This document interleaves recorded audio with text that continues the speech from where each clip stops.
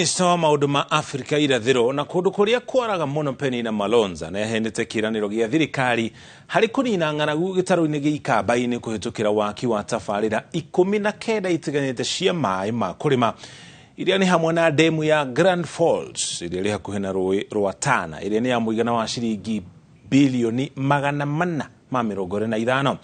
Akiaria hĩndĩ ya mĩhang'o ya kuheana irio cia ũteithio kũrĩ mũingĩ wa gĩcigo kĩa mũingĩ ya rũgongo augite tabarĩra ta ici nocio ingĩteithia harĩ gũtigĩrĩra andũ marĩ na irio cia kũigana. Hamwe na ũguo minister nĩ ũrĩtie mũingĩ wa gũkũ gwĩkĩrĩra ũrĩmi wa irio iria ititoragio nĩ riũa na gũtabania ũrĩmi wa biashara.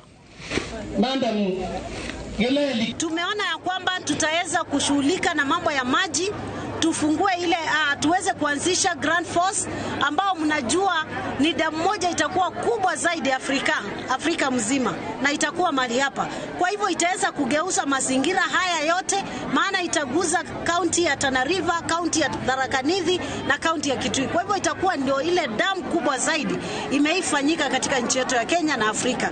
Kwa hivyo ningependa kusema ya kwamba tunapofikia hapo tutaona mabadiliko katika hii eneo na tunajua ya kwamba watu wataweza kupanda zile mimea ambao zitasaidia. Leo hivi nimeweza kuangiza pia waweze kuanza upazi na kupalilia vitu inaitwa dragon na pia waangalie mambo ya castor na mambo ya sunflower. Ndiposa tuweze kujiokoa kwa mambo ya mafuta, kwa mambo ya mimea ambayo tunaweza iuza kama cash crop. Kwa sababu hapa Kitui cash crop yetu ni ndengu peke yake. Lakini wakati tunafuna hiyo ndengu wanaangusha bei, tunaamuka bila kitu.